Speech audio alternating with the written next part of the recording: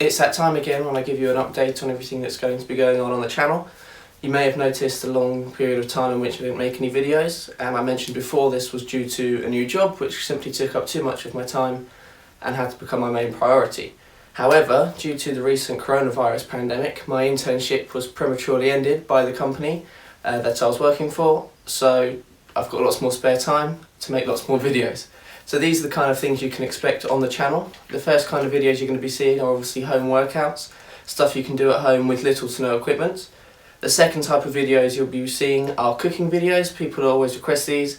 All the sorts of stuff I can cook, healthy meals, bodybuilding meals, anything to gain weight, lose weight, I can try and cook it.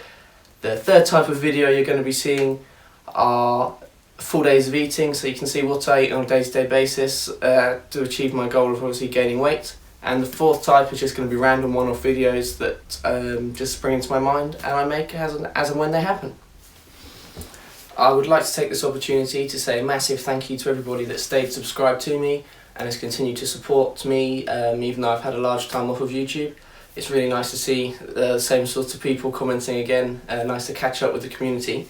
And also I'd like to say thank you to all of the key workers, the NHS workers, the police, the care workers, the factory workers, the school workers, retail workers, all these people that are keeping the country running and helping save our lives. So I'm very grateful to them. If you haven't seen and you're tuning in from abroad, the UK is in lockdown, so we're not supposed to leave the house in order obviously to save lives and end coronavirus. Obviously this means that lots of people are sort of a little bit isolated, so if you do feel like you're struggling with your mental health, you know, we're all here for you.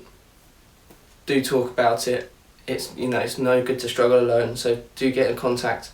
You can even send me a message if you like, and we can get through this together. So what I've done is I've come up with a few do's and don'ts to help get yourself through quarantine as quick as possible, and keep your mind right and use the time as best you can rather than just wasting it. So here's my do's and don'ts. The first one is do enjoy the time off and reset and rest and get yourself back up to full power and ready to take on the world once quarantine is over.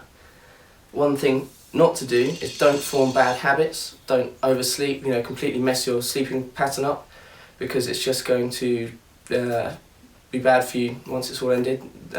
It's hard to wake up and be motivated to get up at 8 o'clock in the morning when you've got nothing to do all day. But yeah, don't form bad habits.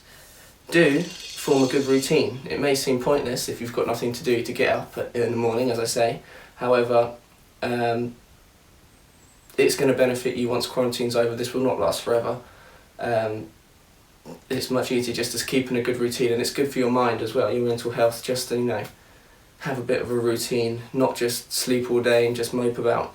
To actually get up, even if it's just get up and make breakfast and watch TV, at least you're up and you're doing something rather than just sort of lying there in bed. Do ask for help, whatever you're struggling with, whether it's financial because you can't work, you've got no money, whether it's mental health, whether it's you just need help getting something, like for example you couldn't get any toilet paper because all the shops were run out, or for example and you just need to borrow one off somebody.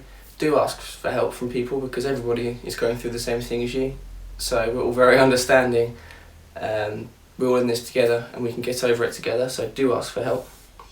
Don't cut yourself off from the world entirely. Just because you can't see people and you can't go and meet them doesn't mean that you can't talk to them. Obviously we have the phone, we have the internet. Phone people, call your grandparents who might be feeling isolated, call your family members, text your friends, call your friends, FaceTime, group chats, house party, all these things are there for that reason. But do stay away from people when you're walking around. When you're at the shops, when you're out walking your dog, stay away from people. There's no need to be coming up really close to people. I see it so much when I walk my dog, when I go to the shops. People come too close, just stay away. And there's no need to come close to people. If it's a narrow path, just wait for them to come through. You're killing people by not, essentially. And finally, to all the selfish people who are still meeting their friends, still going out for drives, still meeting with people even though you've both been isolating, getting too close to each other when we're going out, letting your children play in the park, you are killing people, you are spreading the disease, there is blood on your hands. And to put it selfishly so you might understand, just stay at home. The more you go out, the more you do the things, the more you break the rules, the longer we're all in quarantine for. So maybe you'll understand it that way. But to everybody else, well done, thank you for watching, and I'll see you in the next video.